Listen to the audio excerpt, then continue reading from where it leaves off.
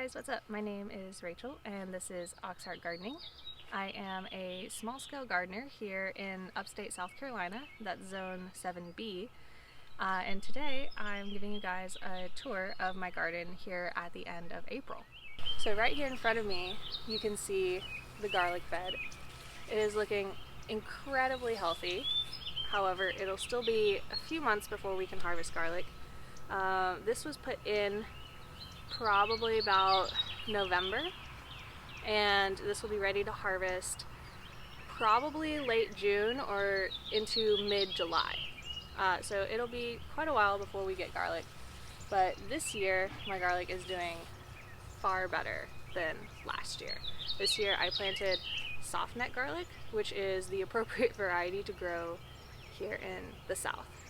Now you can't see from that angle behind the garlic, but over here I have some onions. These are the onions I put in that I started from seed, and you can see some of them are looking really big and healthy, and some of them are just still little babies that haven't really grown, and I don't have a good reason for why that is, but nevertheless some of my onions look great and some of them do not. But if you look over here, these onions are all grown from starts and not seeds. And if you want to find out about what starts are, whether or not you should be using them in your garden, I do have a video explaining the different ways that you can plant onions. This is Draco. He always makes an appearance on these garden tours. He's 8 years old this month. Can you believe it? The vet classifies him as a senior cat. But hopefully he's still got several years left. You're gonna live to be like 20 years old, aren't you, Draco? I sure hope so. Alright, so we are standing in front of the bed now next to the onions. These are my turnips.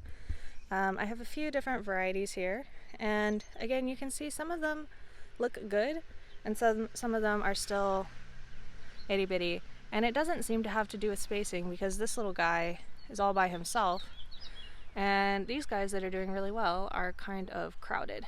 So I'm not really sure why some of them are doing so well and some of them aren't, but nevertheless it looks like I will have at least some turnips this year.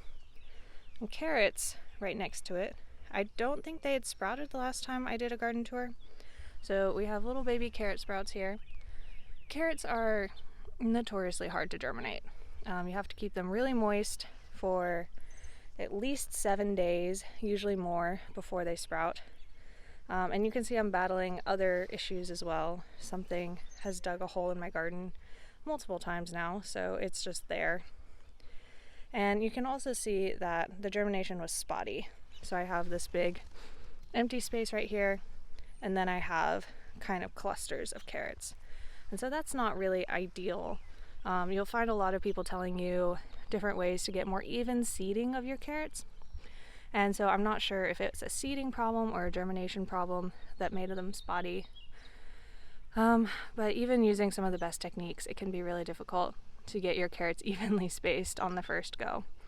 I think most of these are going to be spaced well enough to where I don't have to do too much thinning. Maybe right in here, those would be a little too close, but maybe those are more okay. What makes you think you can just walk through my garden, huh? Next to the carrots, I have 5 more rows of root vegetables. Row 1 is beets. These 2 rows are rutabagas, and then the last 2 rows are radishes. And last time I mentioned that I made a bit of a mistake organizing it like this because radishes will grow way faster than rutabagas. So it would have been smart to alternate the rows so that I could pull the radishes out and give the rutabagas more room. But it is what it is, and next year we'll do better. As for the beets, I think I only have 1 beet that survived. You can see these guys got a lot of slug damage, and you know, some of them have only just pulled through, and I think the beets got hit hardest by that slug damage. So I have 1 beet and a few rutabagas, a few radishes, These guys are growing more slowly than they should, but they're just now starting to form up some roots. A lot of radishes I will recommend for new gardeners because they're really quick return on investment. So a lot of radishes you can get in good conditions from seed to harvest in as little as 30 days. Sometimes even sooner if your conditions are really perfect. So if you're just starting out, radishes can be a really rewarding thing to grow. However, I wouldn't recommend planting them right now if you're living in the northern hemisphere, because it's about to get really warm. And I mean, depending on where you are, if you're in the northern part of the Americas or somewhere where it's still cold, you probably have time for radishes. But if I was planting from seed right now, my radishes would come up and probably go straight to seed, which could be really frustrating. And that's what happened to me last year with my radishes. I planted black Spanish radishes, which took a little bit longer than these red ones that I've got now, and I didn't really think about that. And so they came up and they just went straight to seed. And I let them go to seed, and actually one of my most popular videos now is me talking about what I did with those seed pods, because believe it or not, you let radishes go to seed, they create these pods that are kind of like spicy green beans. Not spicy like hot spicy, but spicy like that radish bite kind of spicy. And you can cook with them, you can pickle them. There's a lot of things to do with radish pods. So if you did do what I did last year, you planted your radishes, and now if you're somewhere a little warmer than me, maybe they're starting to go to seed, just let them, and you'll get harvest still from that. And then maybe you can save some seeds too. So lastly, in this bed I have some kale. These are kaleidoscope kale from the Experimental Farm Network. This is a variety that isn't quite stabilized, so each seed can produce a different phenotype of kale. Right now they're looking pretty similar, except for this one, which has a little bit more of a purpley stem, and then these two up here have more white stems. And then back there behind the kale, you can see my dead marigold. Many of us across the country this past couple days experienced very abnormally cold temperatures. We are past our last frost date, and it still got down to 34 degrees, I believe. Here's my other dead one. And I thought that they might pull through because it wasn't going to actually get down to 32, but it seems like the marigolds could not handle that. So one of the interesting things when you're looking at this garden is that I actually won't be here to harvest a lot of this stuff. I am moving in less than a month now, and so a lot of these things, the radishes might get done, but definitely rutabagas won't get done, and the carrots won't be done, and of course the garlic and the onions won't be done by the time I leave. And so I'm really hoping that I'll be able to come back and harvest them when they're ready, but that means that I'm not going to be here to water them and take care of them, and I can just only hope that they've developed good enough root systems to get by. But with some of this other stuff, the garlic and onions are really what I care about. Some of these turnips and the rutabagas, they'd be nice to have, but you know, it can also just be a gift to whoever's going to be here after me, and I'm okay with that. I have heard from other gardeners the idea of like passing on a legacy. So, you know, planting perennials that you may never get to harvest from and leaving that so that the next person can benefit from that harvest. And I'm really at peace with the idea of letting go of some of this harvest in order for other people to enjoy. So before we move on to the rest of the garden, I wanted to show you guys this mint plant. You might remember it from last year. It just kind of grew there. I did not put it there, but it smells so deliciously like candy mint or something. I'm not really sure what variety it is, and once you dry it, it's not so great, but definitely fresh, it smells amazing. Alright, so this is the second kind of section of my garden. This is a smaller raised bed that I have and a trellis that I kind of haphazardly put up to have beans on last year. And right now I have fava beans here. They are much shorter than I thought that they would be, but they have flowered, and I'm probably going to start getting pods forming here soon. I did some additional research, and I knew fava beans are supposed to get tall, but it seems like an arched trellis like this would not be the best way to support them, even if these did get as tall as I thought they were going to get. Either way, it's another lesson learned this year. Hopefully I'll still get some fava beans. I'm not entirely sure why they're not any taller than they are. These have been here since about January. They're supposed to be really cold, hardy, frost-tolerant plants, unlike your other beans, which are very frost-tender. And that's why I put them in so early, but maybe they just stunted because of how cold it was. I just noticed this the other day, but my Malabar spinach is coming back. It reseeded itself. I did not plant this, and I didn't really expect to have it, but, you know, here it is. So over in the raised bed, I have still some leftover carrots from winter, actually. I've been pulling at these a little bit at a time, but these ones that are left are still just very small. Probably not the tastiest carrots at this point as well, because despite the freeze, overall it's been pretty warm here, and carrots, most varieties, don't taste so good when it's getting warm. I've also got a volunteer onion here and a volunteer garlic, and these are more curiosities than anything. I'm just trying to see how they grow, because these are left over from last year, bulbs that didn't get pulled out. I've also got some lettuces here. These came out of my lettuce bag, and they got transplanted so that they would have more room. However, I'm finding that they are not growing nearly as fast as I had hoped, and the ones in the bag that didn't get moved are actually doing much better.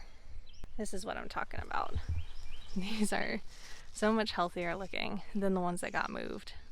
So, seems that moving them, at least at that time, was maybe not the best idea for them. But I've been harvesting salads out of this all winter. It's been really great. I've kind of had to supplement them because I didn't get any kale this winter. I just had the lettuce, and so I've been supplementing that a little bit, but it's been really good, really tasty, and it motivates me to eat more salad for sure. These tomato seedlings are the survivors. If you watched my video where I talked about how I killed most of my tomato transplants, there were supposed to be like 40 of these, and now I have like maybe 10 or 15 tomato plants from that first set of transplants. And so these ones must be really, really hardy plants because they survived whatever it was that killed off most of the other ones. And interspersed here you'll see this is marshmallow, which I'm growing for the first time this year. And I'm gonna hopefully take this to the new house and put it in the ground somewhere. And then I think in the second year is when you would start harvesting marshmallow root for things like making marshmallows the old way and other medicinal purposes. And then of course in the greenhouse is everything else. I've got still a ton of basil up here. This one right here in front is cinnamon basil, and I cannot tell you how much it smells just like cinnamon mixed with basil. It's a really pungent flavor, and I put it in a curry the other day, and that was really delicious. Down here, my peppers, I had them on the ground, and something was kind of chewing on them, so now they're up here on this shelf. We've got yet another round of tomato transplants. This time, the babies did not die. I have almost 100% of my transplants survived, which is so much better than before. We've got also, I think, if we come up over here, yeah, so there's some chamomile I've got growing, and a few of these are eggplants, but you can see these also are not looking so hot. This is my first year growing eggplants, and might not be the first year that I harvest eggplants. I think we've got one back here that's looking a little healthier. Now this down here is part of an experiment that I'm doing, and there'll be a whole video on that later. But basically one of these plants has a wire going from the pot to the ground, and the other one just has a wire that is stuck in the soil and not going to the ground. And theoretically the one with the wire grounding it should be doing a little bit better. But we still got some time on this experiment to see how things turn out, so watch for that video. Alright, so coming now into my actual backyard, you can see there's a lot more here than there was last garden tour. We've got still all the herbs up here at the front. They have been doing really quite well all winter long, and now coming back in the spring. Parsley is starting to go to seed. This is the first time I've seen it go to seed since I've had it. My stevia came back. You can see the dead one here. This is actually an interesting story. I did not know that stevia would come back, and now just by watching it I've seen that it actually regrows from the roots, and this is not reseeded, because it got to about this point before our last frost, and then the frost killed it back again, and it came up again, all from right here in the center, which to me means that it is regrowing from its root system and not from seeds. So that's interesting to know about stevia, that it'll do that. My thyme is also starting to flower. It's so pretty. We've also got some spearmint back there, some dill. You can kind of see this little baby lavender. It's the only one I had that sprouted. A fresh stevia that I sprouted, and some catnip for the cats. Right in front of me is all the basil that I'm keeping. Everything else that you saw in the greenhouse I originally had seeded for selling, but that might not be happening this year with the move. And I did something really stupid with this basil actually. So I knew that frost was coming. And still one warm day I was like, oh, today's a great day to put all my basil in pots. And so I just now had to move all of this inside for the last 2 nights and back outside. And so yeah, that was not the smartest thing on my part, but put in a little extra work and everybody seems just fine. I've also finally brought outside the peppers that I overwintered. This big one here is a Tabasco, and the sad looking one next to it is a Jaworski, which is a Polish sweet pepper. And if you remember, this Tabasco had a really bad aphid problem, and seems to have resolved itself now that it's outside where the aphids actually have natural predators. So that's pretty good. Although you notice that this whole plant looks a little frail for how tall it is. That's just because it's been inside and hasn't had to make strong stems to stand up to the wind. So I'm debating whether or not I should cut this back again right here at the beginning of the season, or if I should just let it grow. So lastly, just a quick update on the single seed challenge. That's this guy right here. He is a jigsaw pepper. Let me see if I can get him somewhere where you can see him a little better. Jigsaw peppers make this beautiful variegation on their leaves, and then the peppers are going to be tiny little gems that are going to ripen into like purples and oranges and reds, and it's going to be a really pretty plant. Mainly ornamental, but definitely still edible. And next to him, here on the windowsill, oh, there we go. Next to him on the windowsill, I have this pepper, who is apparently really well watered. This is, I can't remember the name right now, but I'll put it up for you. This one also makes teeny tiny little hot peppers, and I thought it would be a very cute windowsill plant to have in my kitchen. Last thing I want to show you guys is this rose. I don't normally grow a lot of flowers, but my dad got me this plant for Easter, and I'm hoping once I get to the new place I can put it in the ground somewhere and then have it continue producing these beautiful little pink roses for me.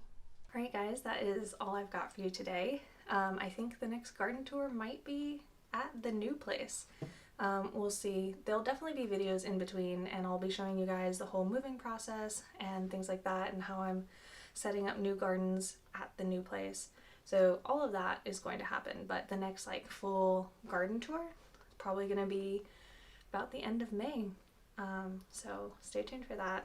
Thank you guys so much for watching, and until next time, I wish you all happy gardening.